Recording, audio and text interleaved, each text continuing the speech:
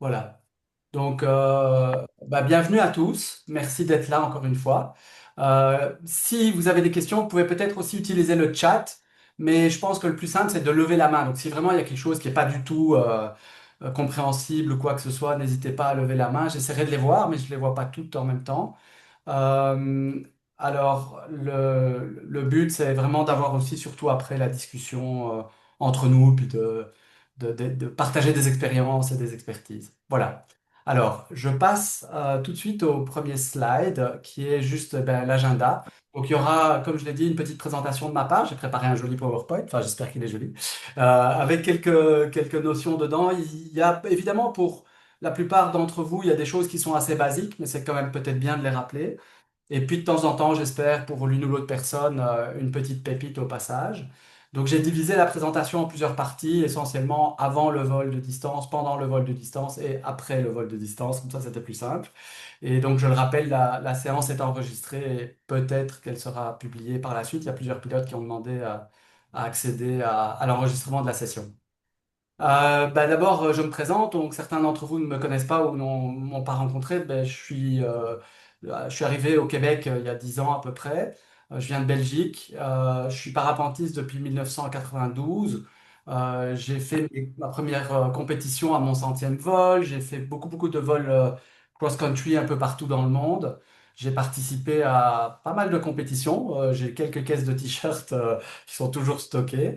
Et donc, ça m'a permis aussi d'améliorer mon expérience et de vivre des tas de belles aventures. Puis de rencontrer aussi du beau monde parce que la communauté du parapente à travers le monde, c'est déjà une communauté qui est très forte.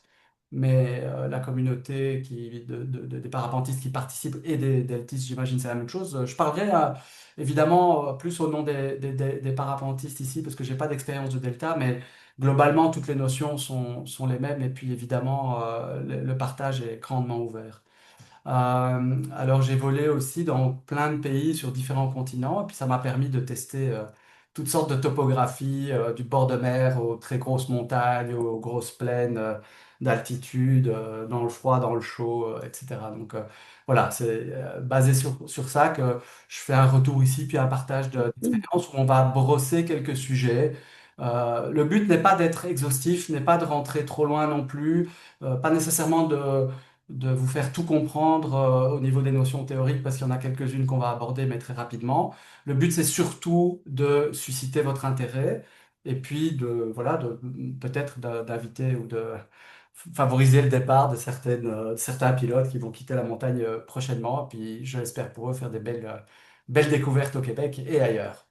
Alors peut-être très rapidement s'il y a deux, trois pilotes, idéalement novices, qui veulent bien prendre la parole et expliquer pourquoi ils volent en parapente, donc qu'est-ce qu'ils recherchent, et puis qu'est-ce qu'ils attendent de ce groupe, de cette communauté de pratique. Est-ce que quelqu'un veut bien prendre la parole, donner un petit avis? Alors quelqu'un d'un peu moins novice, sinon. N'hésitez pas. Ce qui est intéressant, c'est juste de comprendre pourquoi vous êtes lancé dans le parapente. Oui, vas-y, Jimmy. Il y a ton micro qui est coupé. Je peux Personne. prendre la parole comme novice Gabriel Lemieux. Ah, parfait. J'ai commencé le parapente il y a 2 ans. On a commencé beaucoup dans le champ. Je suis rendu à une dizaine de vols complétés, toujours en formation pour obtenir mon P2 euh, à Yamaska. Donc, Qu'est-ce qui t'a motivé à faire du parapente? ancien parachutiste, j'avais envie de passer plus de temps dans le ciel. Donc, Oui, je comprends ça. on a fait dévier un petit peu la tangente. Très bien. C'est très chouette. Euh, donc, principalement, toujours l'envie de trouver des sensations et le pourquoi d'aujourd'hui, c'est juste étendre les connaissances, aller chercher le savoir de pilote expérimenté et trouver des solutions pour éventuellement juste être meilleur. Super. S'il y a quelqu'un d'autre qui veut prendre la parole, je l'invite simplement à débloquer son micro puis dire un Ouais, petit j'ai peu. été capable de le faire maintenant. Bon, ben moi, pourquoi je vole, c'est parce que ça me permet d'aller voler un peu partout sur la planète à la retraite. Et ce que je recherche, ben, c'est d'avoir du plaisir, rencontrer beaucoup de personnes et des lieux. Et je suis très content que tu aies fait ce groupe-là, Robert. Ça fait longtemps qu'on en parlait un peu. Puis c'est principalement parce que j'aime mieux voler avec des gens que voler seul. Et normalement, en groupe, on fait des plus longs vols aussi, des plus beaux vols. Alors, c'est ce que j'espère qu'on va faire. Puis aussi, peut-être donner la piqûre à quelques-uns de venir faire des compétitions avec nous aussi. Ce serait bon d'avoir une belle équipe québécoise qui va nous représenter. Alors, ouais, Merci. c'est ça. Génial. Merci beaucoup pour ton témoignage. En ce qui me concerne, moi, j'adorais la montagne. J'ai pratiqué pas mal de montagnes, notamment le Haut Atlas au Maroc ou des choses comme ça. Puis le goût du parapente m'est venu très naturellement parce que j'avais envie de basculer dans cette troisième dimension et d'être vraiment de faire partie de ça et de pouvoir survoler des paysages fabuleux. Donc c'est vraiment comme ça que j'ai commencé ma pratique. Et donc c'était à la fois dans le but de descendre des montagnes plutôt que de redescendre à pied, mais aussi de découvrir et des paysages. Et puis au fil du temps, je me suis rendu compte que ça permet aussi de rencontrer des gens, de faire des échanges culturels en voyageant. Même au Québec, j'ai rencontré des tas de belles personnes et j'ai eu des conversations assez intéressantes. Alors je retourne sur la présentation ici. Donc, moi, mon intention ici, c'est simplement de partager mon expérience. Je suis pas instructeur, je vole, comme je vous l'ai dit, et puis j'ai vécu plein de situations, puis le but, c'est d'en parler un peu, mais surtout aussi de favoriser l'échange entre vous et entre enfin, au sein de la communauté de pilotes et des pilotes plus particulièrement qui font du vol de distance. J'aimerais beaucoup que Fernand quitte la montagne un de ces jours, ça c'était évidemment mon objectif caché, mais sinon aussi... je serais plutôt satisfait si vous repartiez avec plein de questions. Donc, je ne suis pas là pour vous donner toutes les réponses, au contraire, mais plutôt pour susciter votre intérêt et puis peut-être, pourquoi pas, faire en sorte que enfin, votre curiosité soit un peu titillée, quoi. Alors, comme je vous l'ai dit, j'ai réparti la présentation en trois grandes sections. La première section, c'est avant de faire un vol de distance, comment est-ce qu'on arrive là? De nouveau, je le redis, ça n'a pas pour ambition ni pour vocation d'être exhaustif. Si vous jugez qu'il y a des points importants que j'ai omis, bah, notez-les, on en rediscute après, et puis c'est vraiment le but. Et ici, on va passer le plus rapidement possible quand même sur des notions. Et puis on s'arrêtera un petit peu par moment sur certaines autres notions qui prennent un peu plus de temps. Donc, bah, qu'est-ce que c'est que le vol de distance? C'est d'abord quitter la zone de décollage pour s'engager dans un territoire qui est inconnu. On y va progressivement, mais parfois on débarque dans un nouveau pays, puis là on s'engage dans quelque chose voilà, de très aventurier.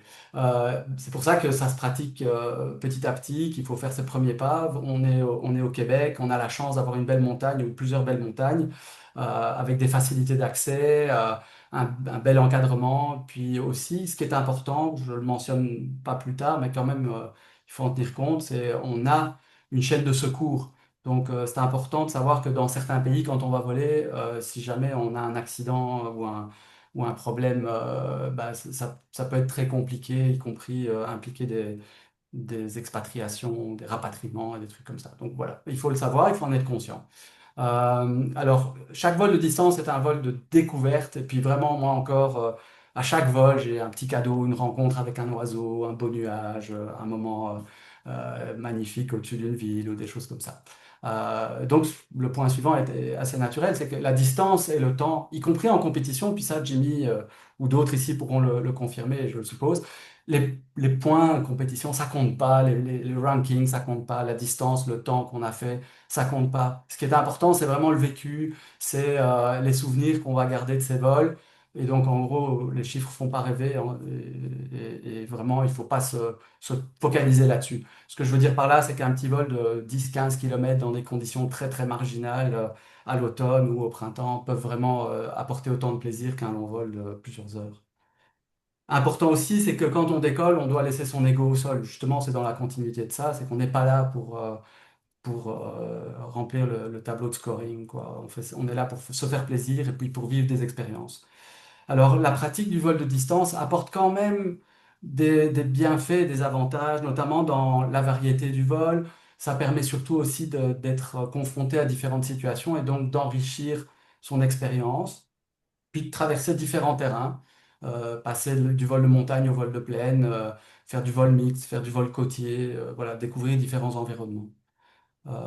Donc, le vol de distance, en gros, est une continuité dans la pratique à partir du moment où on a fait ses heures, évidemment, à la montagne. Puis, les heures à la montagne, on va le voir, sont très, très importantes si on les considère justement comme des premières étapes et comme une préparation au vol de distance. Alors, là, on rentre dans une partie qui est déjà un peu plus étoffée.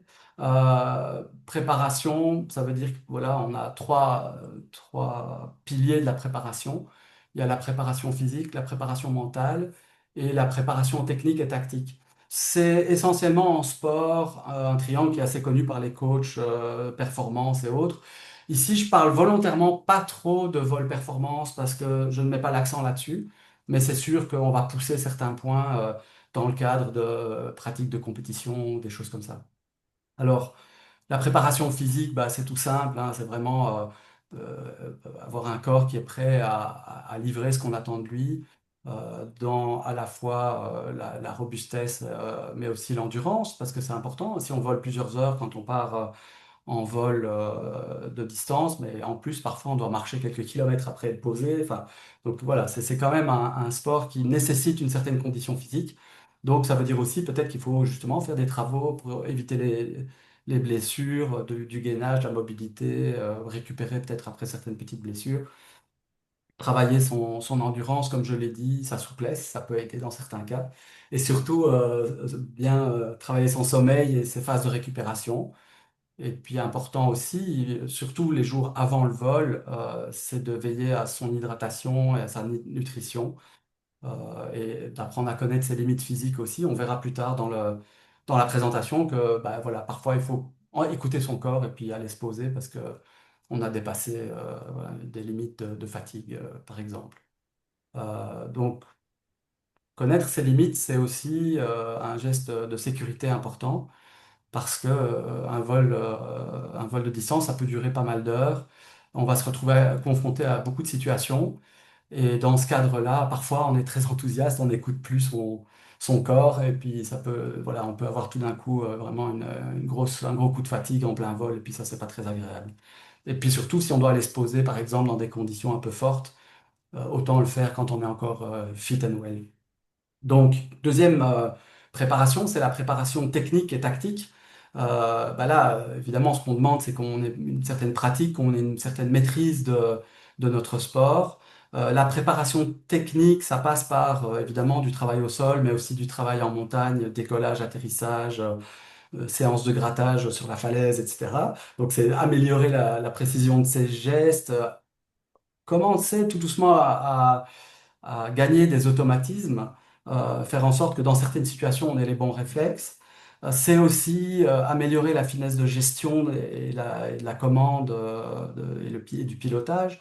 C'est aussi mieux connaître sa voile, son matériel, ses plages de vol. Peut-être aussi, pourquoi pas, idéalement, faire des SIV. Et puis, comme je l'ai dit, bah, maîtriser des atterrissages. Donc, c'est pas parce qu'on a, par exemple, au Mont Yamaska, un très très grand atterrissage qu'on doit se dire, ah bah, je vais taper n'importe où, puis ça va bien faire. Non, justement, c'est important de s'entraîner à chaque vol. Et j'y reviendrai à plusieurs reprises. Chaque vol doit avoir son objectif. Donc, si je décolle pour faire un plouf, c'est super, mais je dois me donner un petit objectif qui est éventuellement de réussir un décollage un peu compliqué parce qu'il n'y a pas beaucoup de vent, ou voilà. Enfin, donc, chacun doit, au moment où on décolle, se donner un petit objectif qui, enfin, peut, pour se faire progresser. La troisième dimension, donc là pour la préparation technique et tactique, on est vraiment dans le savoir-faire et le savoir décider, donc prise de décision, et qui passe aussi par certains automatismes pour favoriser justement et accélérer cette prise de décision et puis avoir de la sécurité. Alors, préparation mentale, elle est importante, la préparation mentale, parce que bah, on a un sport qui est très mental malgré tout aussi. Donc, c'est évidemment travailler la confiance en soi et son estime, mais c'est aussi gérer son stress, gérer des émotions. Dans un vol, on passe parfois par des moments de panique, de peur, d'angoisse, parfois des moments aussi d'euphorie qui sont pas nécessairement mieux un moment d'angoisse. Et donc, on doit apprendre à voilà, cadrer ces émotions. Il faut les écouter mais il faut les utiliser à bon escient. Puis il ne faut pas se laisser non plus guider par ces peurs. Les peurs ne doivent pas décider, ce sont juste des indicateurs puis, qui nous mettent en éveil, puis qui font que, OK, là, je dois me concentrer sur une situation. Donc, justement, on arrive donc dans le travail de la motivation et puis de la fixation d'objectifs. Y aller progressivement et apprendre à se concentrer puis à ramener son attention rapidement. On peut être en vol parfois assez déconcentré parce que on a fait un long vol, on est en train de boire, on prend une photo, que sais-je, mais tout d'un coup, il y a une situation qui apparaît, donc on doit vraiment vite revenir sur la balle.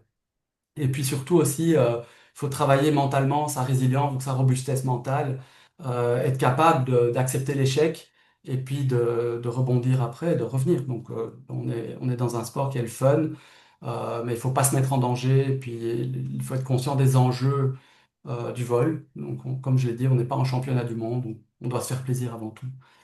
Euh, alors, voilà, donc c'est pour ça que j'ai mis que, en fait, ce triangle-là, pour moi, ça sert à cultiver la sécurité, améliorer la régularité de pilotage et puis du sport, et puis surtout avoir du plaisir et être robuste dans sa pratique. Donc, toujours avant le vol de distance, les mois qui précèdent, ben, on en a déjà un peu parlé, on va tester sa voile, tester différentes plages de vol, essayer de valider qu'on est bien avec une aile qui est à son niveau, parce que quand on part en cross, bah, de nouveau, c'est des conditions, on ne peut pas les poser tout de suite parce qu'on se dit, oula, ça a monté d'un cran, ou, et puis a fortiori si on vole à l'étranger. Donc, moi, j'ai connu, je viens d'un pays où voilà, la plaine est assez morne, comme on dit, et ça fait des très beaux vols de plaine. Donc les gens s'achètent des guns, puis un jour on dit, ah tiens, on fait une sortie dans les Vosges ou dans les Alpes.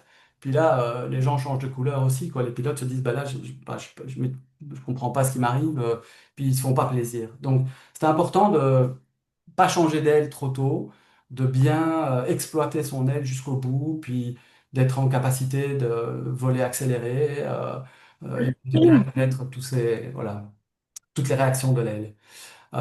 Évidemment, il faut, dans les vols préparatoires, commencer à comprendre la masse d'air, changer de régime de vol. Ça veut dire qu'à un moment, on va accélérer, il y a d'autres moments, on va aller très lentement parce qu'on le verra plus tard. Selon la journée, on va essayer de voler toujours en optimisant évidemment le temps, puisque si on a envie d'aller un petit peu plus loin, bah, on se fixe des objectifs qu'il faut essayer de respecter. Mais il y a des jours où volontairement, on va ralentir parce que c'est nécessaire. Et pas que pour des raisons de sécurité, pour des raisons d'efficacité aussi. Mais il y a des jours où on va appuyer franchement sur l'accélérateur, et puis ces jours-là, on les aime bien aussi. Alors il faut apprendre à se connaître, connaître ses limites de compétences aussi, parce que oui, on est à la montagne, on est en terrain conquis, tout se passe bien, on est dans un univers bien maîtrisé. Mais il faut se dire que très vite, on va être exposé si on s'éloigne à des prises de décision, puis à des environnements qu'on ne connaît pas. Donc, il faut être capable de se dire, OK, est-ce que je suis encore à la bonne place, même si je ne connais pas l'endroit, ou est-ce que je ferais mieux d'aller me poser? Évidemment, il faut se familiariser avec ces instruments, savoir les paramétrer et les maîtriser. C'est un peu plus compliqué ça parce que faire ça avant de partir en vol cross, c'est difficile de savoir quels sont ce qu'on appelle les navbox, donc c'est les différents instruments virtuels que vous allez mettre sur votre page. Mais en discutant avec d'autres pilotes ou petit à petit, vous allez pouvoir construire votre ou vos pages de vol idéales sur vos instruments pour avoir la finesse, la vitesse sol, la hauteur sol, le taux de, voilà, le taux de montée, toutes sortes de choses qui sont parfois très utiles, le cap, la carte, et les espaces aériens aussi, parce que même si on n'en a pas tant que ça sur les itinéraires qu'on pratique ici, bah, il y en a quand même et on doit faire très attention à ça. Ça m'amène naturellement au point suivant, qui est de dire, il faut respecter, connaître et respecter les règles locales. Bah, donc, c'est s'enquérir auprès des pilotes, les autorités, les espaces aériens, les assurances. J'ai parlé tout à l'heure de la chaîne de Search and Rescue. Quelles sont les qualifications demandées? Par exemple, pour voler au Canada, ben, en vol de distance, il est requis d'avoir le HAGAR, donc qui est une qualification supplémentaire. Ensuite, tant qu'on y est, ben, autant apprendre le terrain sur lequel on va voler, donc surtout connaître les pièges. Si vous partez par exemple à l'étranger, vous allez voler dans les Alpes, ben, vous pourriez être très très très surpris de la force des brises qui s'installent, ou même dans l'ouest, n'est-ce pas, Robert, tu confirmeras, dans certaines vallées, il y a des brises qui s'installent, qui sont bien connues des locaux, Mais si on ne connaît pas le phénomène, ben, on peut se faire vraiment piéger rapidement. euh, les orages qui peuvent être plus violents dans certains pays, puis aussi les obstacles. Donc parfois on arrive dans certains endroits, puis là il n'y a plus vraiment d'atterro, puis on est coincé par une ligne d'éolienne ou que sais-je. Donc voilà, tout ça, essayer de bien avoir la topographie en tête. Et puis évidemment, là je renvoie notamment à Sandra, c'est d'avoir absorbé et pratiqué certaines théories et puis de continuer à acquérir des notions de vol. Un point évidemment très très important, c'est à la fois d'apprendre à lire, à comprendre, à anticiper la météo, donc faire le point météo. Ça se fait tout seul, mais ça peut aussi se faire avec d'autres pilotes. Et puis à calibrer ses attentes en fonction. Donc c'est sûr que petit à petit, on va savoir que telle journée, bah, ça c'est une journée pour partir loin. Ici, c'est une journée plutôt qui va être lente et puis qui va me permettre de pratiquer voilà, telle compétence ou pas du tout de quitter le décollage. Ou parfois des journées qui vont évoluer aussi, où on se dit, tiens, journée magnifique au début et puis qui vire un peu au cauchemar, ou l'inverse, on se lève le matin, les arbres sont pliés en deux, puis 2 heures plus tard, ça vole et tout est bon. Donc c'est très important. Toujours dans les mois qui précèdent le vol ou les semaines ou les jours. Ici, je voulais vous parler particulièrement du Québec, on vole ici, puis c'était un peu le thème de la soirée aussi. Alors, c'est un mot un peu dur, mais voilà, je l'appelle la vallée de la mort parce qu'on le voit, j'ai une carte météo à droite qui donne les zones de climb, donc les zones où il y a des ascendances. Alors, en gris, c'est pas d'ascendance, puis dès qu'il y a un petit peu de jaune ou d'orange, c'est des ascendances. Alors, cette journée-là n'était pas terrible mais je l'ai prise en photo parce qu'elle montre bien autour depuis Québec, Trois-Rivières, le long du fleuve, et puis en descendant sur le lac Champlain. Il y a toute une zone où, et d'ailleurs on le constate souvent en décollant de certaines montagnes, bah, ça se passe ailleurs que chez nous. Donc on est au déco, puis chez nous c'est plutôt stable et on voit les petits cumuls qui commencent à former au-delà de Granby. Donc voilà, on a de l'humidité dans cette zone-là. Il faut le savoir parce que ça influence évidemment fortement nos comportements en vol. Puis c'est une des raisons pour lesquelles, quand je décolle, j'essaye souvent de dériver vers l'est pour aller justement chercher une masse d'air différente. Alors, on est au Québec, il y a des grandes forêts et il y a des grands lacs. Autre contrainte, c'est qu'on a une très très bonne masse d'air souvent en vent du nord ou tendance nord. Malheureusement, au bout de 50 km ou un peu plus, on est bloqué par les lignes américaines. Alors, on a fait des beaux vols ici avec d'autres pilotes où on fait des vols en J ou des trucs, on descend cap au sud et puis à un moment on longe la frontière en crabe, des choses comme ça. Donc, ça permet aussi d'être un peu créatif, mais c'est sûr que voilà, ça peut être frustrant certaines belles journées. Il y a, je l'ai dit tout à l'heure, des espaces aériens à respecter. Donc ça aussi, c'est quelque chose qu'il faut anticiper. Et puis, quand on se pose, bah, les routes sont pas toujours très fréquentées. Il faut le savoir. Parfois, on est posé dans le quatrième rang du fin fond. Bah, là, ça devient compliqué de rentrer. Bah, moi, je vais sonner à une maison, puis je demande qu'on me ramène sur une route plus fréquentée. Puis les gens sont ravis de le faire souvent. Et donc, malheureusement aussi, il y a peu de transports en commun. Et puis, en plus, le REM était coupé pendant l'été, mais c'est pas une zone où on est censé aller voler non plus, donc c'est pas trop grave. Euh, alors, le matin même ou la veille de son vol de distance, évidemment, là, on se prépare. Donc, il ne s'agit pas d'aller faire la room, enfin, la grosse fiesta et le barbecue jusque pas d'heure et puis revenir et pas bien dormir. Donc, il faut s'hydrater parce que c'est la veille qu'on commence à s'hydrater. Il faut se nourrir, se reposer et puis quand même se mettre au calme. Il faut aussi préparer son vol. Donc, on prévoit ce qu'on va boire et ce qu'on va manger en vol et quand on a atterri. Il va falloir aussi ben, s'occuper de ses instruments, de son matériel, en fonction de la météo et des températures, vérifier si on a les bons vêtements. Il n'y a rien de pire que d'arriver au déco puis de se dire mince, j'aurais dû prendre une paire de gants en plus. Ça pèse pas grand-chose. Au pire, on la laisse dans la voiture s'il faut, mais il faut y penser. Et puis évidemment, pour la sécurité, c'est bien d'avoir sa radio chargée, d'avoir un tracker, son téléphone chargé, éventuellement d'avoir aussi prévoir une batterie de secours. Toujours bien aussi de discuter avec d'autres pilotes et puis essayer de s'organiser pour discuter de la journée, mais aussi voir où on monte, etc. Faire le point météo ensemble. Et puis évidemment, quand on fait son point météo, il faut pas oublier que le vol va durer, donc on va avoir à la fois un espacement dans le temps et dans les kilomètres. Donc la météo au mont Mégantic 2 heures plus tard, si j'arrive sur Sherbrooke, bah, c'est pas toujours la même masse d'air que je vais rencontrer. Donc, il y a des applications qui permettent justement de tracer son parcours, d'anticiper, donc de faire son plan de vol, et puis de suivre en disant, bah, j'estime que je vais partir vers 11 heures, je vais voler en moyenne à 30 km heure, fais-moi la météo. Puis ça marche. Voilà, parce que ça reste de la météo, évidemment. Donc on ne doit pas se baser dessus, puisque vraiment la première chose à faire quand on arrive au déco, c'est de constater si la météo prévue est bien là, ou si elle n'est pas encore là, ou si c'est pas du tout ce qu'on attendait, quoi. Alors, aussi important, c'est le matin ou la veille au soir, déjà d'avoir une idée de sur quelle déco on va aller, pour se préparer mentalement, mais aussi parce que parfois il y a des bons coups à faire. Gaëtan est là, on peut témoigner, on a fait un très bon coup récemment en allant au Mont Mégantic, qui est un déco est, alors que le vent météo était ouest. Donc on était sous le vent, sauf que le vent n'était pas fort, et puis qu'on a réfléchi en disant, bah, le matin, il y a une brise de pente qui s'installe parce que le soleil tape sur la pente, donc ça fait une petite ascendance qui va contrer le vent météo à cet endroit-là. Et donc on pourra se mettre en l'air. C'est pas des conditions, il faut vraiment être très très vigilant parce on sait qu'on va voler sous le vent. Mais si le vent est pas fort, c'est assez raisonnable. Donc, voilà. En l'occurrence, le vent était quasi nul quand on est arrivé, mais au moins il y avait des petites pofs de temps en temps et on a pu y aller. Et donc le dernier point, c'est d'arriver tôt. Bon, arriver en courant, etc., bah, ça permet pas de bien comprendre la masse d'air, de savoir enfin, comment va se dérouler la journée. Alors, quand on arrive sur le déco, ce qui est très important, je l'ai dit, c'est se préparer, observer les cycles. Donc, petit à petit, la journée évolue, puis on voit que les cycles s'installent, que le vent change de direction, mais aussi observer le terrain. Essayer le plus possible de rester calme et concentré, parce que parfois, on s'emballe dans des grosses discussions, ou on a des mauvaises discussions aussi, hein.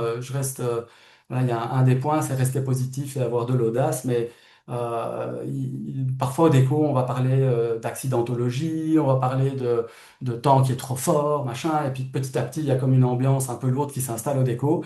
C'est là aussi où la confiance en soi est importante, parce qu'il faut connaître le type de pilote qu'on est, et puis se dire, bah, là, oui, ok, bah, il y a des pilotes qui ont peur de décoller, mais bon, voilà, pour moi, c'est bon, j'ai le niveau, et je peux largement y aller, et en sécurité. Euh, je l'ai déjà dit, il faut aussi évidemment oublier son ego, notamment pour des raisons de sécurité, et connaître ses enjeux. L'ego, c'est vraiment quelque chose qui peut voilà, vous amener à arriver à un accident parce qu'on pousse parfois les limites un peu trop loin, parce qu'on veut se comparer à d'autres. C'est votre progrès à vous qui est important. Donc voilà, préparez votre plan de vol. Ce qui est très important aussi, c'est de mettre en place des rituels. Et ça, vous pouvez les préparer dans les vols précédents. Moi, par exemple, j'ai une musique, une chanson, une tune bien spécifique. Quand je suis en compétition, je mets ça, puis ça me met dans ma bulle automatiquement en mode compétition.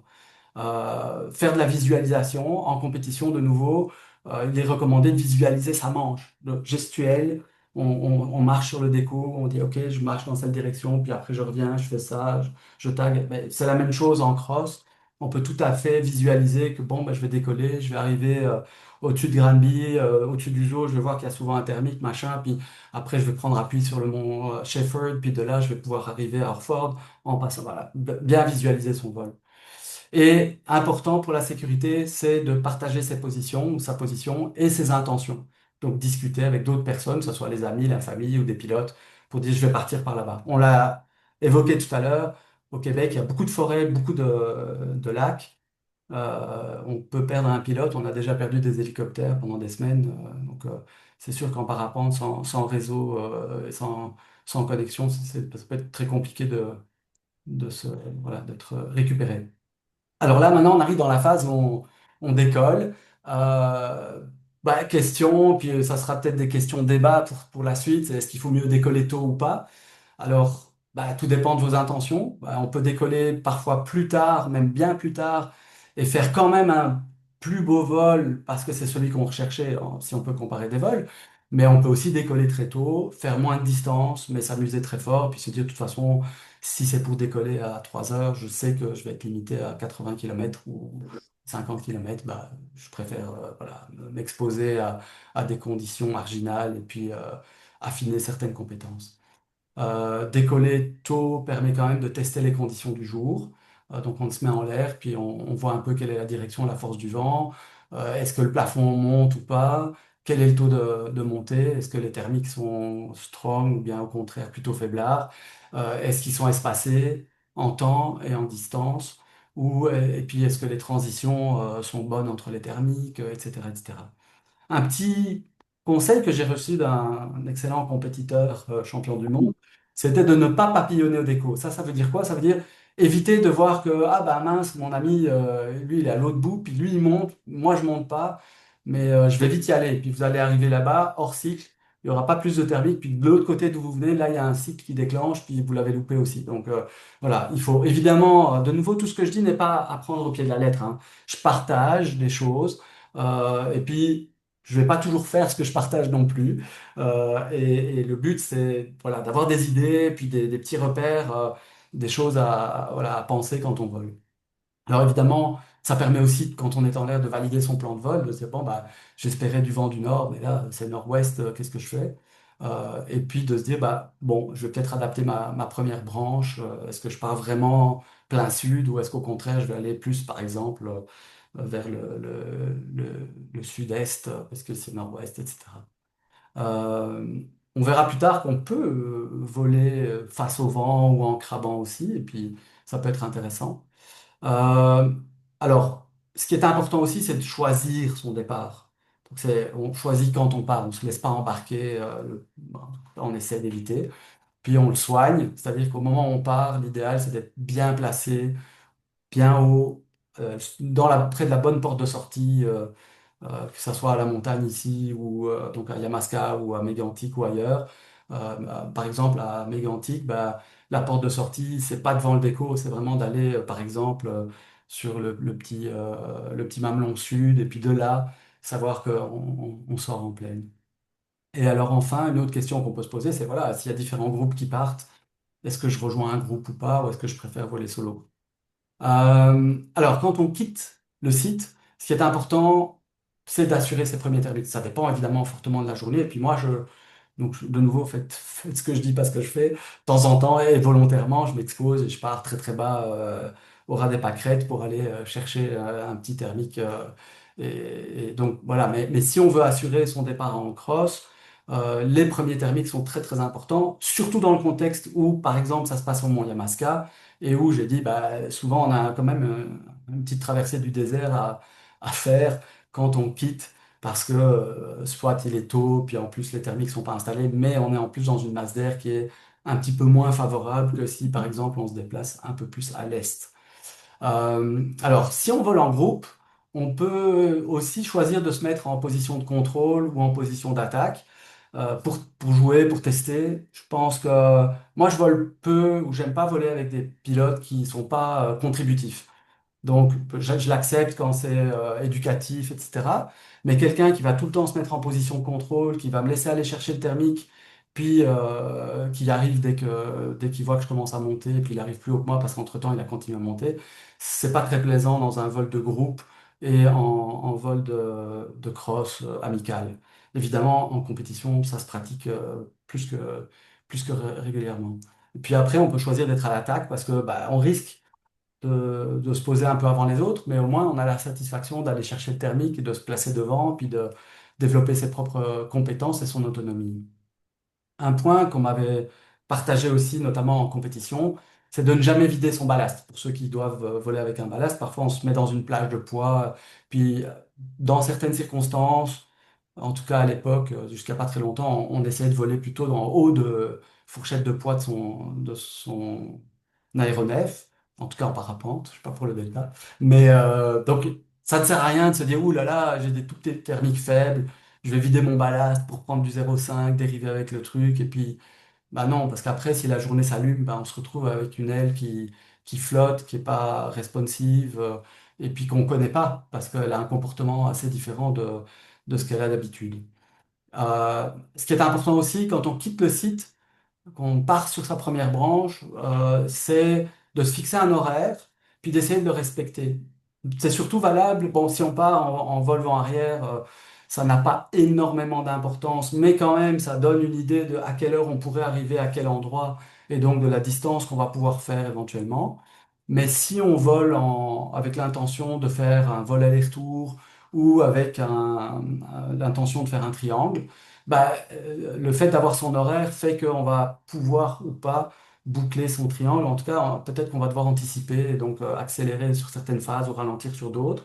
Mais c'est très important de se dire, bon, bah là, ça fait 2 heures que je vole, je devais arriver au Mont Orford, est-ce que j'y suis ou est-ce que j'y suis pas? Et de refaire des checks régulièrement selon les branches dans lesquelles enfin, dans lesquelles on vole.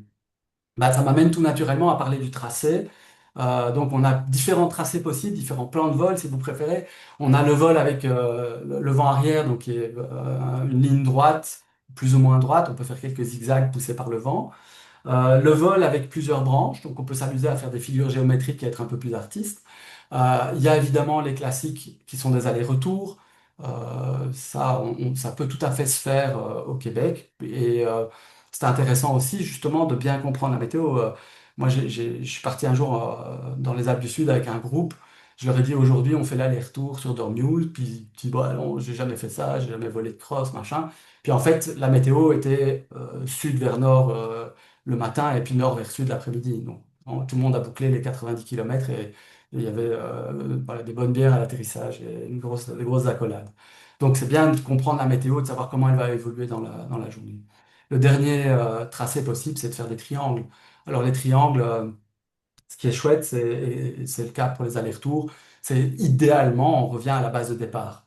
Et là, c'est très, très gratifiant. On ne peut pas dire qu'on a fait un vol nécessairement plus long, mais d'ailleurs, certaines applications dans lesquelles on poste ces traces vont tenir compte de la difficulté du tracé qu'on s'est imposé pour mettre une meilleure pondération.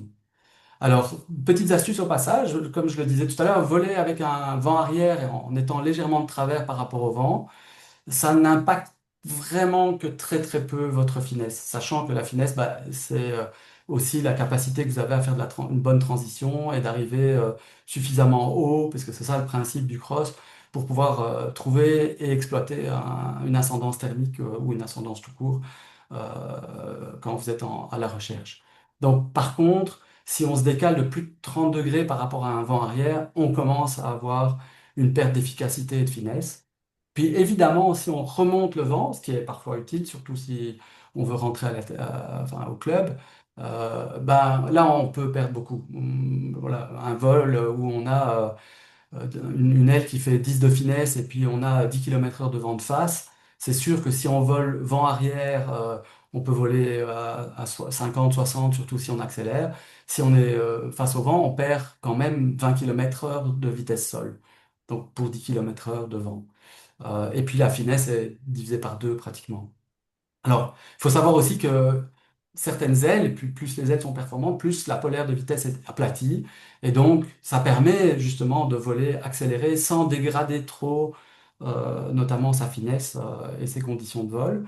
Puis, ce qui est important à savoir aussi, c'est qu'il y a des ailes qui sont prévues, et notamment dans les deux lignes, pour voler accéléré et qui sont plus robustes, plus résistantes en étant accélérées que non accélérées. Donc, elles vont fermer moins facilement en vol accéléré. Ça peut vraiment stabiliser le comportement de l'aile de mettre un petit coup ou un plus gros coup de barreau.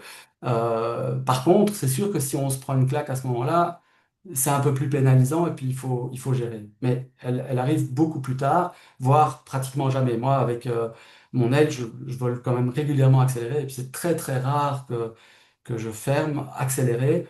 Par contre, ça m'arrive assez souvent quand je vole bras haut ou un petit peu au frein, bah là, il y a des fermetures, soit de boudet ou autre, qui arrivent, quoi. Alors, évidemment, ce qui est très important aussi, c'est de tenir compte de sa physiologie. Il faut boire, il faut manger en vol. Puis, ça peut être une barre tendre, ça peut être une petite boisson avec un peu de sucre enfin, voilà, pour avoir de l'énergie. Il faut aussi avoir un système pour pouvoir soulager sa vessie, parce que si on vole 8 heures, bah, ça devient long au bout d'un moment. Puis c'est dommage d'avorter un vol parce qu'on a un besoin pressant alors qu'on était parti pour la gloire. Donc ça peut être, on peut improviser, ça peut être des bouteilles, ça peut être j'ai vu des pilotes faire certaines acrobaties que je ne reproduirai jamais dans leur sellette. Mais l'idéal, c'est de se munir d'un P-tube ou voilà, pour les filles, voilà, il y a d'autres systèmes. Et puis de regagner en confort à ce niveau-là. Alors, il faut s'écouter aussi en voilà, surveillant des maux de tête éventuels. Pas oublier qu'on monte et qu'on descend quand même fréquemment. Donc, on a des pointes, même au Québec, ça arrive de temps en temps qu'on monte au-delà de 2005, 3, enfin, dans les proches des 3000. Bah, c'est sûr que si on vole dans le vent, dans le froid, qu'on fait des allers-retours entre 500 mètres et puis 3000, puis 500 mètres, puis 3000, puis qu'on accélère, puis que, bah, il y a des moments où ça peut, voilà, ça peut être très pénalisant sur le physique. Et puis les coups de chaleur, pareil, ou le soleil qu'on a en pleine face parce qu'on vole vers l'ouest dans l'après-midi, ben, c'est sûr qu'à un moment, ça peut amener voilà, à des phases de perte de capacité physique et mentale.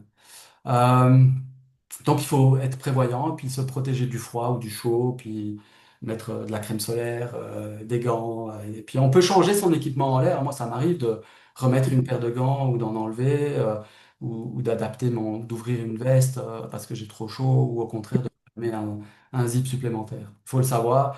Voilà, moi je lâche mes commandes de temps en temps. On choisit les bons moments pour le faire, évidemment. Alors, on arrive dans des parties qui sont plus, voilà, plus techniques, évidemment. Quand on quitte la montagne, ce qu'on veut, c'est trouver un thermique. Alors, pour trouver un thermique, il y a plusieurs révélateurs possibles. Donc, ça veut dire qu'on doit développer une capacité d'observation. On va regarder les oiseaux, puis les oiseaux, parfois on est 1000 mètres plus haut que eux. Ils sont loin devant ou ils sont sur le côté, ils peuvent être tout seuls ou à plusieurs, etc. Donc, c'est pas toujours facile à spotter, mais c'est très important d'être capable de les spotter. De temps en temps, en l'air, on va croiser des insectes, surtout quand on est dans un thermique. Bah là, c'est un bon indicateur qu'on est rentré dans un thermique. Si on croise des fétus de paille et d'autres objets comme ça volants qui n'étaient pas censés être là, bah, c'est parce qu'on est dans un très bon thermique.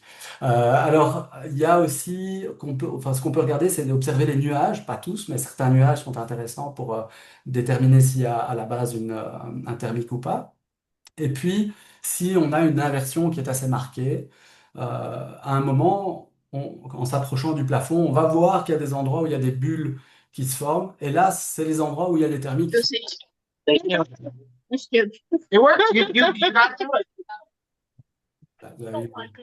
Donc, dans le milieu d'inversion, il y a des endroits où les thermiques sont plus forts, puis probablement qu'ils vont percer l'inversion. Donc ça, c'est aussi hyper gratifiant, c'est d'avoir un plafond à 1000 mètres et puis tout d'un coup de prendre le bon thermique. Ça arrive à la montagne de temps en temps et on monte à 1500, bien au-dessus de tout le monde, puis on est tout seul et on en profite.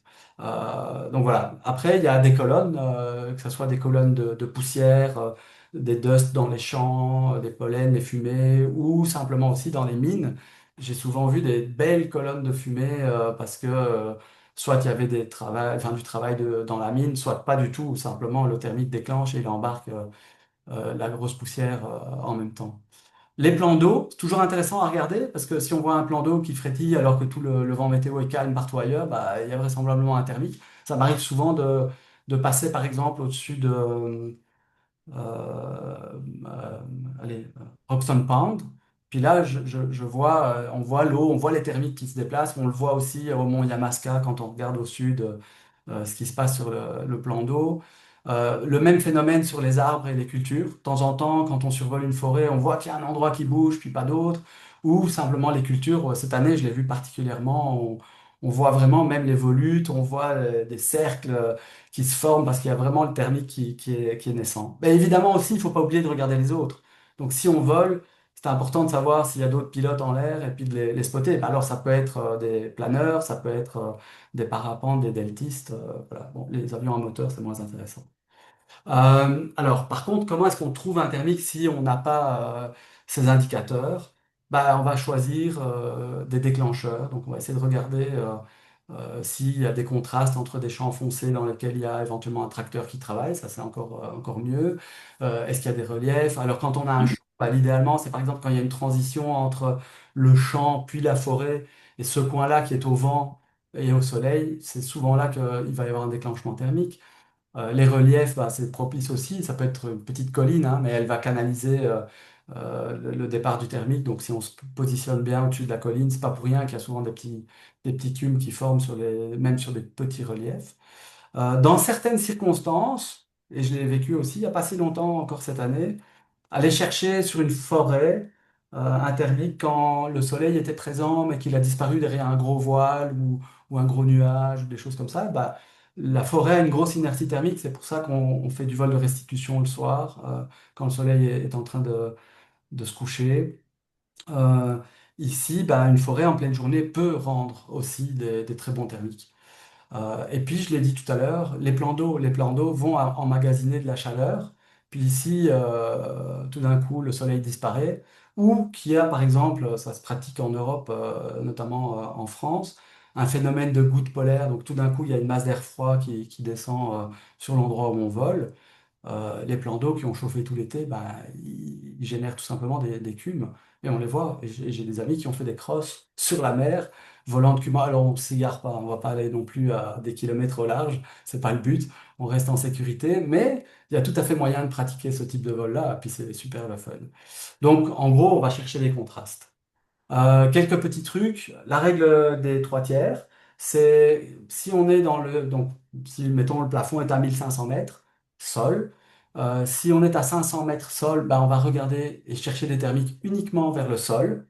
Si on est entre 500 mètres sol et 1000 mètres, on va regarder à la fois le sol et les nuages. Mais si on est au-dessus des 1000 mètres, on regarde plus que les nuages. Donc, selon votre type de vol, la gestion de vos transitions, etc., bah, puis la vitesse à laquelle vous volez, bah, soit vous allez rester tout le temps dans le tiers supérieur et puis le tiers moyen, soit vous allez descendre parce que vous allez justement, vous êtes à l'attaque et puis vous voulez aller chercher le thermique, et en ayant abandonné un thermique à 0,5 pour essayer de trouver mieux, bah, là, il faut regarder le sol uniquement. Donc ne regardez pas le nuage, ça sert à rien. Parce que le nuage, il est peut-être présent pas loin, mais le thermique vient peut-être beaucoup plus loin.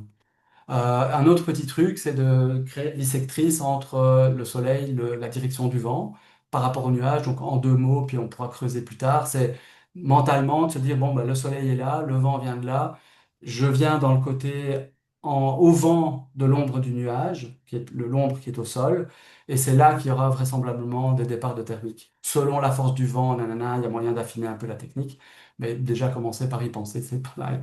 Alors après, évidemment, ce qu'il faut aussi, c'est reconnaître les cycles des nuages. Donc, si vous êtes dans un beau petit nuage qui est en train de former, mais vous dites, je vais le quitter parce que je vois qu'ailleurs, il y a déjà un tout beau gros nuage, bah, le temps de faire la transition qui peut durer 5, 10, 15 minutes, bah, le nuage de l'autre côté, il est peut-être en train de s'éteindre. Donc, il faut regarder les nuages, il faut reconnaître les cycles.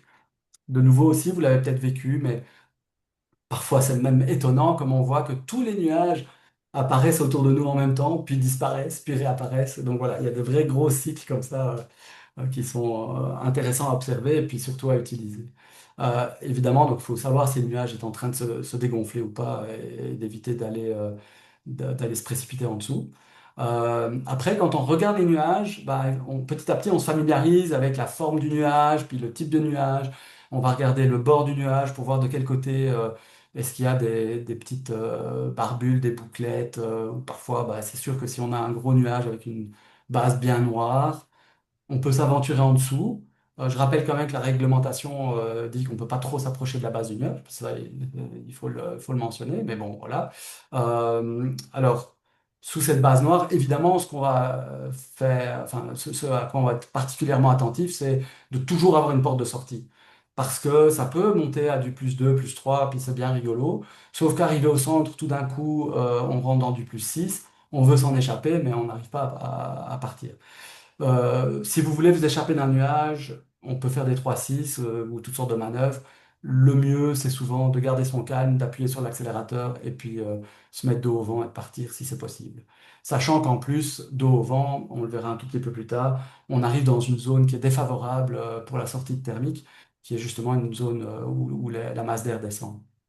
Donc, ce qui est intéressant à savoir aussi, c'est qu'en cas d'inversion, donc s'il y a une grosse inversion ou qu'on vole en, en jour bleu, en thermique bleu, bah, en général, les thermiques sont évidemment moins élevés, mais par contre, ils sont plus rapprochés. Donc les transitions vont être plus courtes qu'un vol où il y a des gros plafs avec des gros cumes et on va voler longtemps avant de retrouver le cumulus suivant. Alors, je l'ai évoqué juste avant, mais quand on quitte ce thermique ou ce nuage, selon les cas, idéalement, et puis c'est selon la force du thermique et de l'ascendance, c'est de faire un angle. Donc, pas partir, si on part dos au vent, on sort sous le vent du thermique, on se retrouve dans la zone de dégueulante, et là, on va perdre tout le bénéfice, ou une partie du bénéfice la dernière minute ou 2 minutes qu'on a gratté supplémentaire. Donc, ça sert à rien, autant partir sur le côté et respecter cette sortie-là. Si voilà, vous vous dites, bah, de toute façon, les thermiques sont, je vois qu'il y a une rue de nuages et je vais passer d'un nuage à l'autre, évidemment, là, vous embrayez. Mais souvent, quand on vole sous une rue de nuages, on passe pas par le centre, on est sur les bords, au vent, idéalement aussi au soleil du nuage, et puis on flotte d'un nuage à l'autre. Si jamais vous avez un doute, bah, vous faites un tour de plus pour vous dire, tiens, je suis pas sûr de vouloir partir tout de suite, ou j'observe une voile qui est un peu plus devant moi et peut-être un peu plus bas, mais là, j'ai l'impression elle a trouvé un thermique, mais je suis pas sûr. Bah, vous faites ce qu'on appelle le validation turn, c'est que vous restez dedans, faites un tour, ça va prendre quelques dizaines de secondes, et puis ça vous donne peut-être le temps de prendre la bonne décision. Alors, évidemment, j'en ai touché un tout petit mot, mais il y a des rues de nuages qui existent et ça, c'est le paradis absolu.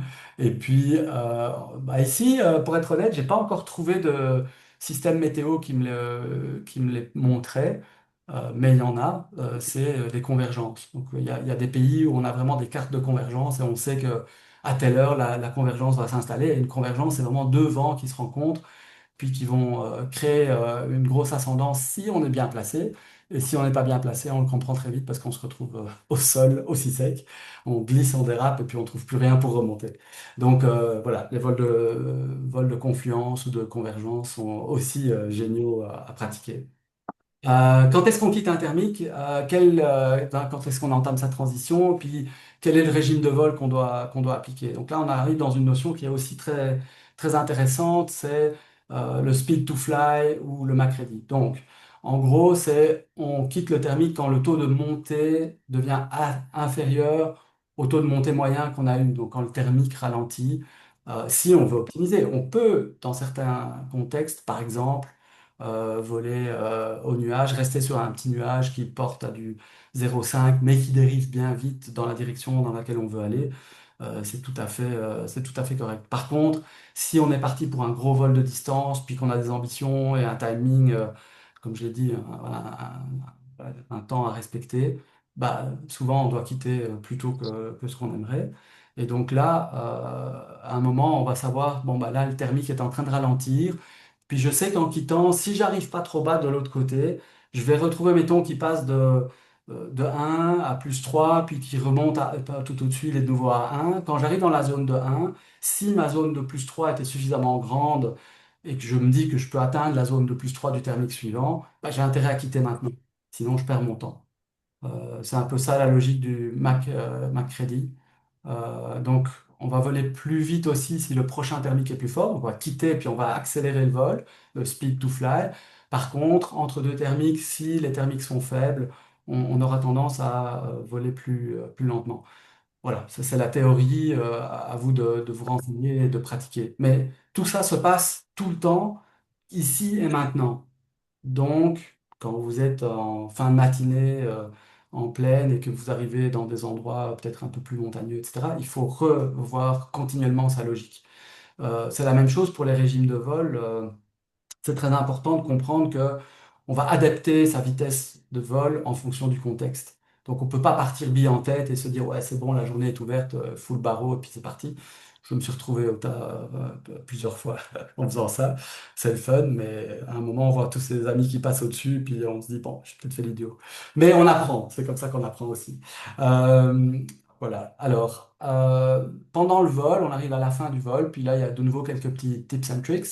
Euh, Si on est à n'importe quel moment du vol, un peu dans une circonstance qui est compliquée parce qu'on a un point bas, par exemple. Après, un point bas, c'est toujours très relatif, hein. Si vous êtes à 100 mètres sol dans une journée qui rend bien et que bah, vous êtes en point bas, mais on s'entend que vous allez repartir facilement. Par contre, si vous êtes à 200, 300, 400 mètres sol au-dessus d'une grosse forêt, on peut avoir un gros moment de solitude quand même, quoi. Donc, à ce moment-là, c'est d'éviter la vision tunnel. C'est cette vision qui provoque l'accident quand on a deux voitures qui arrivent sur un carrefour, puis qui se regardent dans les yeux. Et bon, fatalement, ils vont faire leur accident, mais malheureusement, même en plus, loin du carrefour, parce que à force de se regarder, ils ratent, enfin, ils ratent leur trajectoire. Donc, c'est élargir son regard, commencer à observer et surtout rester cool. Regarder les oiseaux, regarder les branches, les feuilles, regarder les champs, essayez d'analyser tout ça. Si vous êtes en point bas aussi, normalement, vous êtes censé avoir déjà repéré deux ou trois terrains d'atterrissage euh, valables. Donc ça ne doit pas être des trucs inconfortables.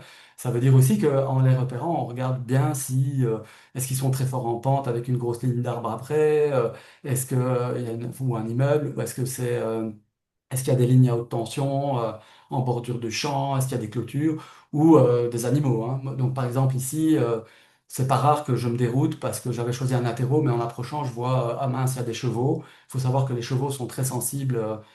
Ils ont vraiment très peur quand ils voient approcher des parapentes en basse altitude.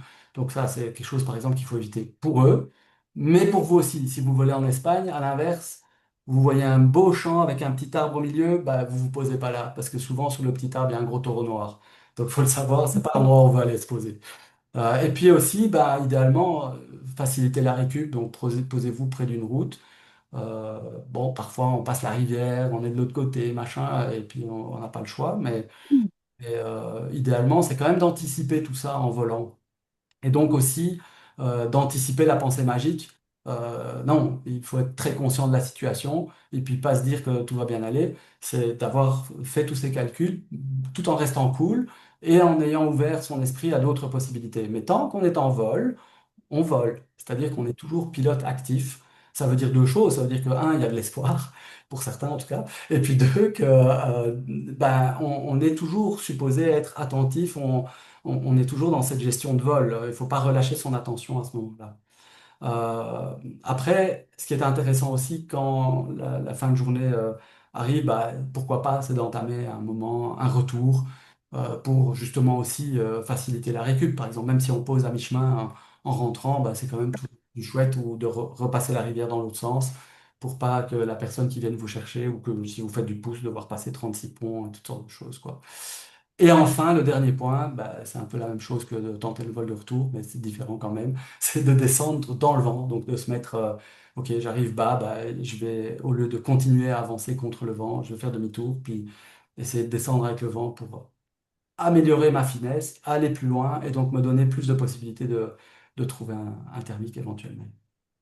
Je parlais de choisir son terrain d'atterrissage, voilà, pour la petite anecdote. Ici, un vol récent, ben, j'ai choisi d'atterrir proche de où était mon véhicule et j'ai même utilisé l'application Google Maps en vol pour savoir à peu près où se trouvait l'endroit où je devais aller. Donc j'ai mis l'adresse et puis en approchant, ben, j'ai détecté qu'il y avait un terrain d'atterrissage qui me semblait pratique. J'ai survolé l'endroit, j'avais vu qu'il y avait notamment, si vous regardez sur la gauche, donc tout près de la carte, il y a comme un bâtiment avec un terrain de foot. Je l'avais vu, je me suis dit, bon, bah, je peux aussi aller me poser là. Et puis à droite, il y a des terrains de secours aussi. Donc j'étais en sécurité avec un objectif qui était de poser, si possible, près de ma voiture, en sécurité, sans me mettre dans le stress. Donc j'ai choisi ce terrain-là. Et voilà, après, ben, c'est la grosse récompense. On a fait un beau petit vol, on peut s'ouvrir une bonne bière, mais surtout, on doit organiser sa récup, communiquer sa position. Ben, idéalement, si vous voulez avec un tracker, la personne qui vous suit pour vous récupérer, si c'est le cas, elle va pouvoir anticiper et puis savoir si votre ambition c'est de faire un aller-retour, ben, elle va peut-être attendre un peu plus longtemps pour voir si effectivement vous faites le retour ou pas, etc., etc. Donc c'est toujours bien de communiquer avec les personnes avec qui vous volez. Et puis, bah, notamment au club au CBLY, là, il y a une navette qu'on n'a pas du tout utilisée. Donc il y a un minibus pour plusieurs, je pense, c'est 9 places.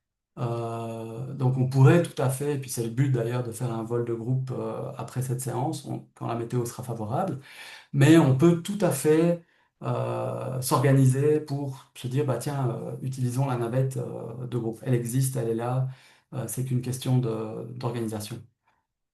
Si vous posez dans un terrain et que vous voyez que le propriétaire est là, bah évidemment, inutile de préciser qu'il faut être courtois et poli, mais en plus, peut même aller au-delà de ça, c'est remercier la personne et puis lui expliquer hein, d'où on vient, ce qu'on a fait, pourquoi on a posé là. Donc c'est toujours intéressant. Puis pour eux, ça leur fait même parfois une petite aventure à raconter quand ils rentrent le soir à la maison. Euh, Postez vos traces, c'est toujours intéressant de partager avec d'autres pilotes l'expérience que vous avez vécue, puis de pouvoir l'analyser par la suite, de regarder tout ce qui s'est, voilà, tout ce que vous avez subi et vécu pendant votre vol. Mais évidemment, si vous avez respecté le cadre légal, si, parce qu'il y a trop de pilotes qui postent des vols et puis on voit sur le vol qui sont parfois c'est un petit empiètement sur un espace aérien ou un truc comme ça, ben, c'est nocif pour la communauté. Ça peut vous attirer selon les pays des gros ennuis. Donc, si jamais ça vous est arrivé, ayez quand même la décence de rester discret et de ne pas le crier sur tous les toits. Et puis c'est évidemment très important de profiter de son high parce qu'à un moment on a fait un super beau vol, d'en discuter avec ses amis, de raconter les différentes phases et puis tout ce qu'on a vécu, les rencontres qu'on a faites avec des oiseaux, avec que sais-je, ou un très beau nuage ou une belle rue ou que sais-je. Donc c'est toujours chouette de montrer, de partager toute cette expérience. Puis après, vous entrez dans une phase de récupération passive, surtout si vous rentrez enfin, vous retournez voler le lendemain, bah, allez vous coucher tôt, n'exagérez pas dans les festivités de votre vol, mais surtout allez vous coucher avec des étoiles plein les yeux. Voilà, bah, je vous remercie tous. Et je pense qu'on peut maintenant entamer une séance, soit de discussion de groupe, s'il y a des pilotes ici qui ont des choses à partager ou que ça fait rebondir. Voilà. Sinon, des questions-réponses. Puis je suis pas le seul à devoir répondre aux questions non plus. Je vous invite à prendre la parole pour ceux qui le désirent. Le but, c'est vraiment aussi de partager ses expériences de cross et de se dire, tiens, bah voilà, moi, mon premier cross, voilà ce qui s'est passé. En fait, je peux vous raconter mon premier cross, ça va peut-être vous aider. J'avais rencontré quelqu'un dans les Alpes, puis il me dit, ah, tu voles? Ouais, bah moi, je vole aussi. Demain, je pars en cross, je t'emmène. Puis il m'avait donné une petite explication au décollage. Puis je me retrouve à pleine joue à décoller. Puis il me dit, ouais, on va survoler une forêt, tu verras, c'est super impressionnant, mais c'est pas grave, au bout du truc, tu vas tout droit, on va taper sur un petit relief en bas. Tu grattes le relief et puis tu verras, on remonte tout seul. J'avais plein de notions que je maîtrisais pas du tout. Mais effectivement, je l'ai suivi. C'était effectivement impressionnant de se retrouver au-dessus de la forêt. Je suis arrivé très bas au-dessus du caillou de l'autre côté. J'ai gratté tellement fort qu'il y avait des branches d'arbres dans mes suspentes et que le pilote avec qui je volais après s'est littéralement foutu de ma gueule en disant, ouais, je t'avais dit de gratter, mais il faut peut-être pas exagérer non plus, quoi. Donc voilà, c'est juste pour vous dire qu'on est des survivants aussi. Euh, Évidemment, à ne pas reproduire. Est-ce que quelqu'un d'entre vous a des questions ou quelque chose à partager? Je sais pas, prenez le micro directement parce que je vois pas si vous levez la main ou pas. Décidément, en fait, je constate que les pilotes ici sont assez timides. Est-ce qu'il n'y a pas un pilote novice qui a une question ou moins novice?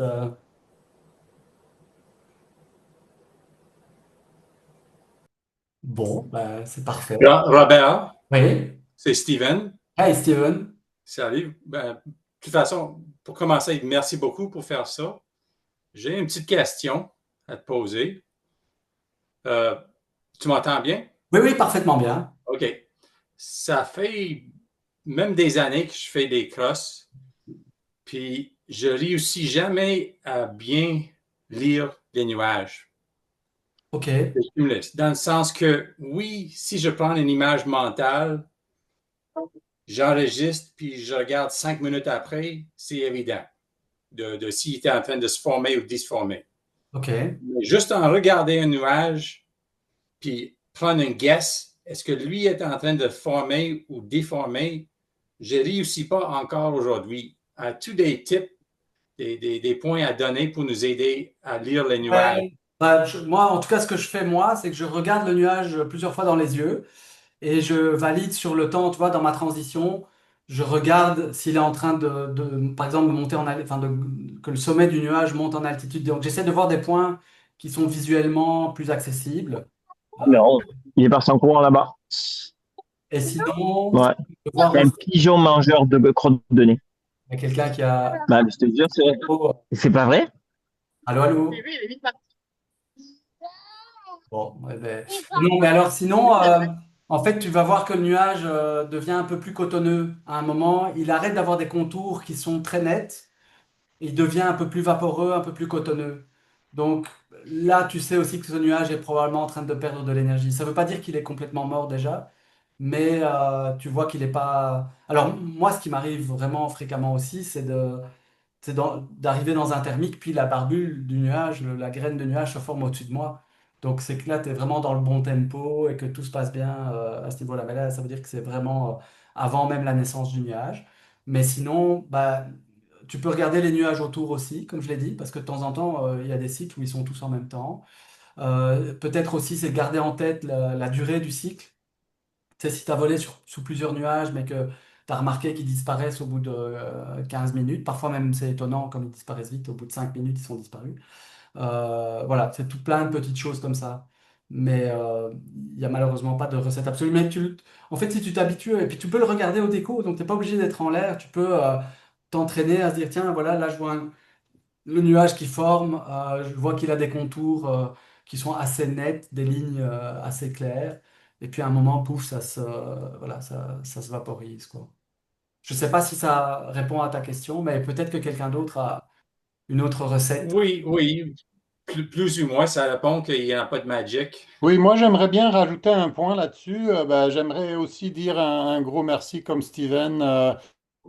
Donc merci Robert d'avoir préparé ça pour nous, c'était très sympa. Et puis pour rajouter un petit détail ou précision à ta question, Steven, moi je ne suis pas du tout bon là-dedans, mais je sais que la théorie, c'est que pendant que tu thermiques, pendant que tu montes, c'est là que tu es supposé de regarder la formation de tes prochains nuages et d'identifier le prochain nuage où tu veux aller.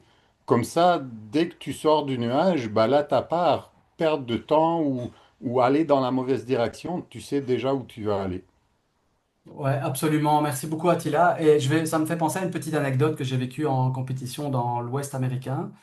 On était dans le lit de Gaggle et puis on partait en direction d'un CUM. Puis j'ai vu que le CUM disparaissait. Je me suis dérouté à 90 degrés. Tous les pilotes m'ont suivi. Il y a même un pilote a posteriori qui m'a dit, mais Robert, il y avait un CUM devant, pourquoi tu as changé de cap, machin. Et en fait, je suis rentré dans un CUM qui était déjà existant. Donc, actif, certes, mais probablement déjà un peu moins puissant qu'au moment de la formation. Mais en montant, je surveillais mon petit cumulus, l'endroit où il y avait eu mon petit cumulus, je l'avais dans le coin de l'œil. Puis dans le thermique, en plein milieu du thermique, j'ai quitté tout le monde. Ils s'y attendaient pas du tout, parce qu'eux étaient tranquilles dans le thermique. Ils disaient, oh, c'est chouette, on monte. J'ai quitté ce truc. Je suis arrivé full barreau au moment où j'ai vu que les barbules commençaient. Je suis arrivé à la base du bon thermique, puis là j'ai pris 2 fois plus de vitesse quand j'étais à du +6 au lieu de +3. Et c'est comme ça que j'ai pris de la distance et puis voilà, j'ai pu me séparer du groupe, quoi. Donc oui, tout à fait Attila, il faut vraiment, bah, il y a plusieurs choses qu'on fait quand on enroule. Moi c'est le moment aussi où je prends des photos dans certaines circonstances, mais et où je mange une barre ou des trucs comme ça, selon la force du thermique évidemment, de nouveau à prendre avec du discernement. Mais, euh, mais c'est aussi le moment où on observe, tu as tout à fait raison. Parce qu'une fois qu'on est parti en transition, bah, le commitment est fait, on n'a plus trop le choix, on ne va pas retourner au nuage qu'on a quitté ou des choses comme ça, devient compliqué, quoi. En tout cas, c'est pas très performant et pas très optimum. L'autre chose aussi, Steven, qu'il faut regarder, c'est que tu regardes pas juste les nuages, tu regardes les ombres. Parce que surtout quand tu es assez haut et que tu as plusieurs nuages, c'est pas toujours facile de voir, tu vois en fait, tu vois leur changement plus vertical, mais pas vraiment horizontal. Donc tu peux voir s'ils grossissent d'une façon horizontale beaucoup plus facilement sur leurs ombres. Absolument. Robert, moi j'ai une petite question. Quand tu es en transition, est-ce que tu es toujours sur le barreau? Euh, alors, non, comme je l'ai dit, on va gérer son régime de vol. Donc, par exemple, quand je quitte la montagne, je vais, selon la journée, si la journée est très très calme et très douce, je vais pas être nécessairement tout le temps sur le barreau. Maintenant, il faut savoir que Tu nous entends? mon aile a une meilleure Je pense performance pas. que le barreau. Oui, mais mettons, disons que tu as un bon vent de cul, ta finesse est améliorée quand tu es à Touch It Mini, non? Ma finesse, elle est améliorée sur mon aile avec ma polaire à moi, de l'aile que j'ai, quand j'accélère. Donc j'ai une Ça, meilleure... c'est ta finesse air, mais ta finesse par rapport au sol, quand Non, on non, attaque sol, sol. sol. Oui, oui. Non, moi, je suis d'accord avec Richard. Si tu regardes ton polaire, oui, c'est par rapport à ta vitesse R, mais si tu prends en compte un vent de cul, plus le vent de cul est fort, donc tu prends cette même polaire-là et tu l'éloignes de l'origine. Donc ta meilleure finesse va être obtenue en prenant l'origine des deux axes et en traçant la tangente à cette courbe-là. Mais puisque tu éloignes la courbe, donc la polaire, vers la droite, plus le vent est fort, plus tu vas arriver à la vitesse max, donc au sommet de la courbe qui va être aussi ta finesse max. Mais de toute façon, le but, c'est d'arriver plus vite au thermique suivant quand il y a des bons thermiques. Donc on l'a vu Oui, avec... alors c'est ça. Donc là, il y a Mais une la réponse, discussion elle est dans le légitime. Macrédit, hein. Le Macrédit, c'est dire, voilà, si les thermiques sont lents, ben, je vais quitter en allant lentement. Mais après, tu poses la question sur ce que je fais, qui n'est pas nécessairement ce que, voilà, qui est le plus optimum. Mais par exemple, moi, je me dis, bah, si je veux optimiser la distance de mon vol, bah, j'ai intérêt à trouver le bon ratio qui me permet à la fois quand même d'avancer, donc de pas traîner trop, puis surtout de dégager de la zone, si on prend par exemple le vol autour de la montagne, bah, d'essayer de quitter le plus vite possible, passer la rivière et puis aller vers l'est. Donc, moi, personnellement, je vole quand même souvent accéléré. Alors, je vole rarement full barreau. Ça, c'est le full barreau, donc poulie-poulie. C'est par exemple en final glide, en compétition ou des choses comme ça, quand on arrive quand on veut taguer le cylindre.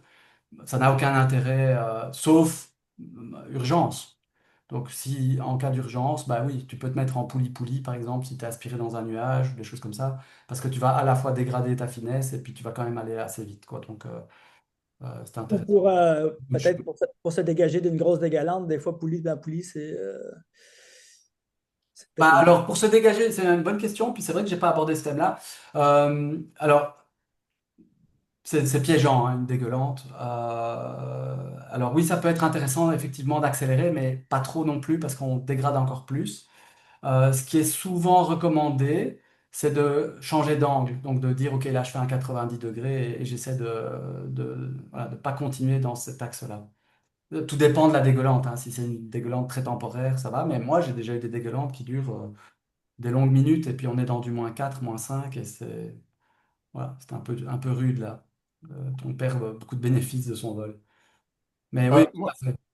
Robert, moi j'aimerais faire une autre note par contre sur ce que Boubou disait, parce qu'il y a quand même plusieurs débutants aussi dans la salle, et cette histoire d'accélérer en vent de cul ou non. Donc c'est sûr que à moins de sacrifier de sa finesse pour arriver au prochain thermique plus rapidement, surtout avec des ailes qui sont moins perf que les ailes avec lesquelles Robert vole, donc, plus ton aile est performante, moins tu vas être handicapé, disons, par donner beaucoup de barreaux.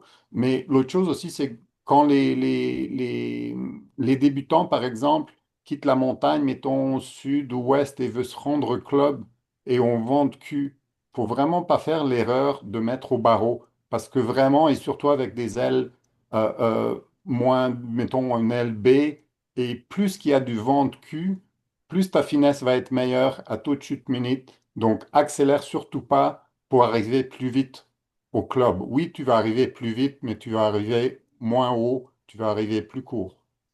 Oui, ça, je suis 100% d'accord avec toi. Là, sauf que là, dans ce contexte-là, c'est d'arriver le plus haut possible au-dessus de la terreau.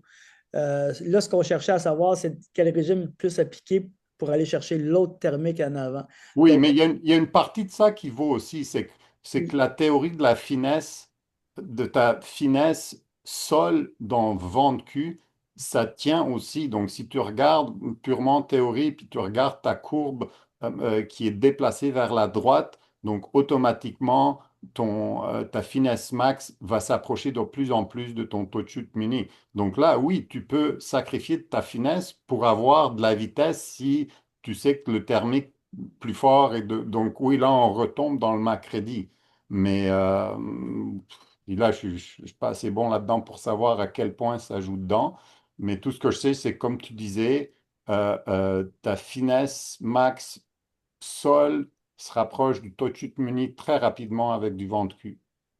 Oui, ça, oui, mais sauf que là, on parle dans un contexte de cross qui est d'essayer de faire le plus de kilométrage en le moins Ouais. de temps possible quand même.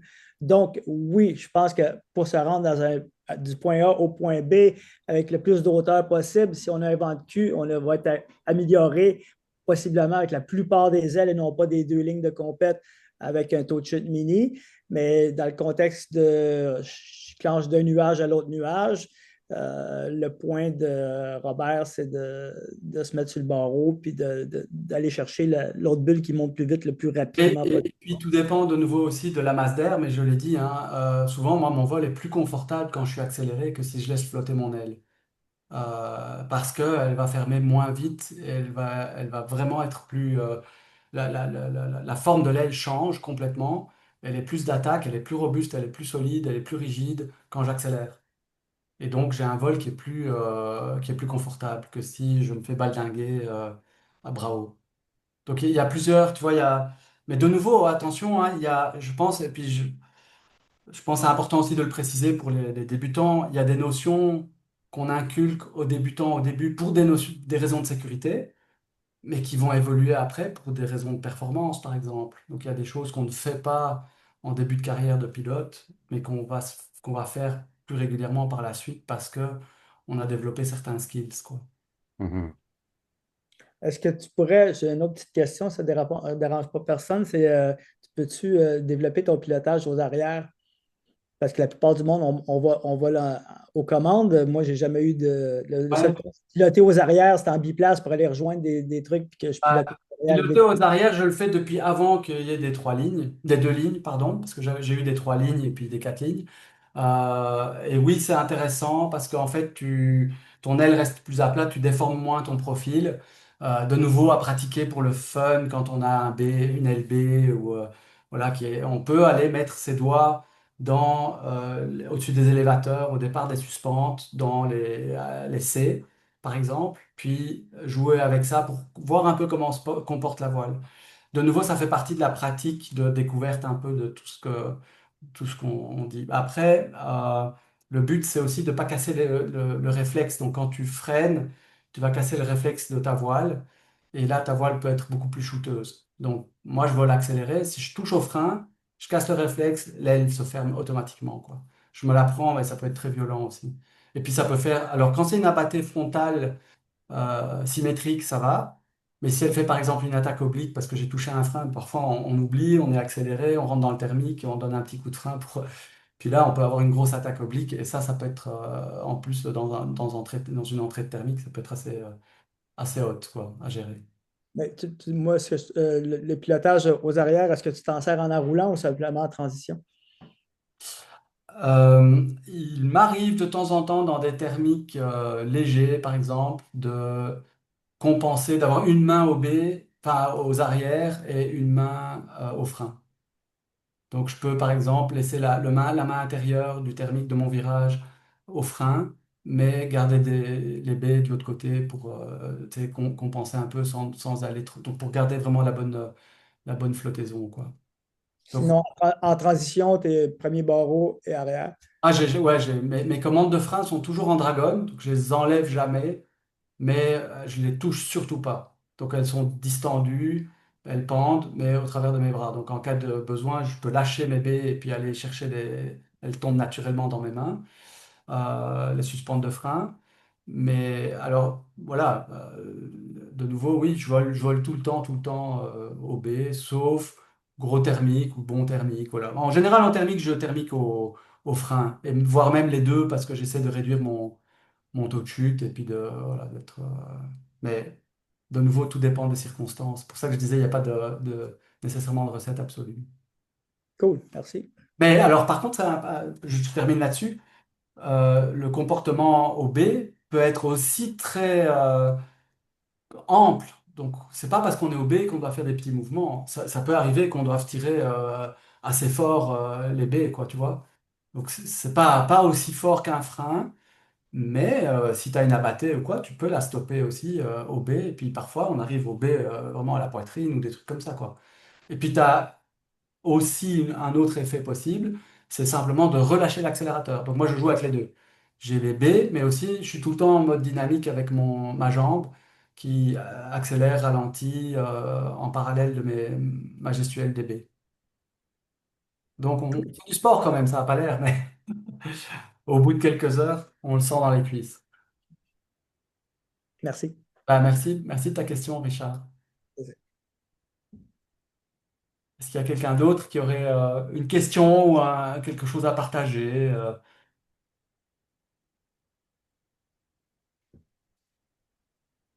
C'était excellent ta petite formation qui est là, ça donne C'est envie. pas une formation, c'est vraiment un partage.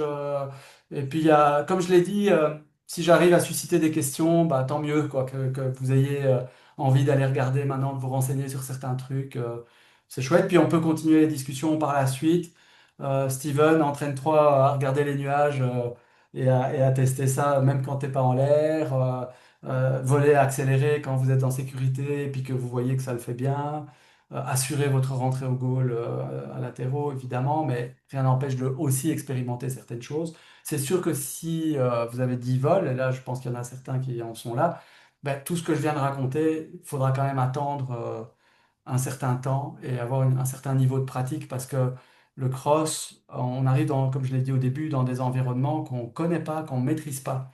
Donc on peut arriver dans une masse d'air qui est beaucoup plus agressive, ça ne met pas enfin, ça m'est arrivé quand même assez régulièrement de, par exemple, me poser à reculons parce qu'il n'y a pas trop de vent au club, mais ailleurs, à 100 km de là, ça rentre bien, quoi. Donc, voilà, il faut être conscient de tout ça. Et donc, j'ai insisté là-dessus. La sécurité, la pratique, la préparation, faire en sorte qu'on garde du plaisir, et puis qu'on ait la bonne aile, le bon matériel bien adapté, et puis qu'on maîtrise ses instruments.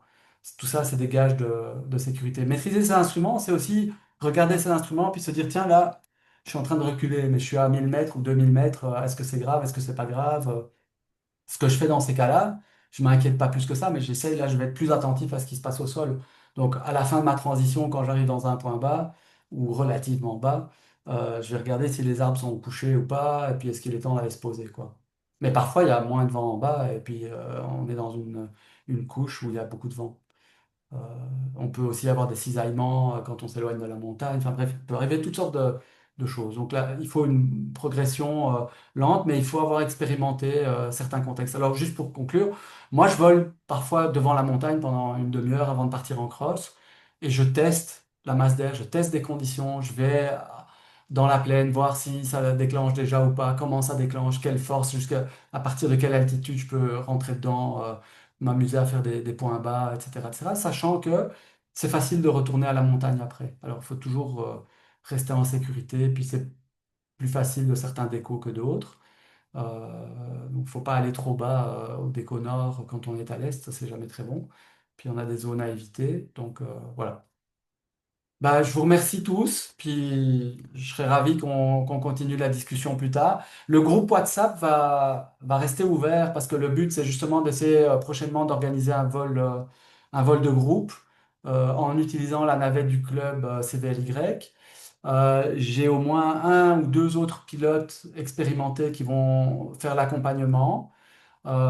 Mais l'idée, ça serait par exemple de préparer ce vol la veille, tous ensemble, au cours d'une séance Zoom, d'arriver tôt au déco, avoir un briefing, une discussion, et puis de s'organiser pour partir le mieux possible et rester, si possible, ensemble, quoi. Pas toujours facile, mais voilà. Je vous Cool. remercie vivement et puis je vous souhaite à tous une très belle soirée. Et puis si vous avez des questions, puis il y a plein de références, je ne les ai pas citées, mais il y a beaucoup de livres à lire, notamment un bouquin de Maxime Bellemin qui est intéressant. Mais voilà, il y a énormément de littérature, y compris et surtout chez les Vélivoles, donc les pilotes de planeur et de Delta. parce que eux ont toute cette expérience depuis des années et des années. Et ils l'ont largement. Il y a Manfred Römer qui a écrit des tas de chouettes bouquins là-dessus. Voilà. Et ça s'applique souvent à nous, parapentistes. Merci beaucoup, puis à très bientôt. J'arrête l'enregistrement et je vous souhaite une belle soirée. On pourrait rester si vous avez d'autres questions et que vous voulez juste un petit chit-chat comme ça. À bientôt. Merci. Merci beaucoup, Robert.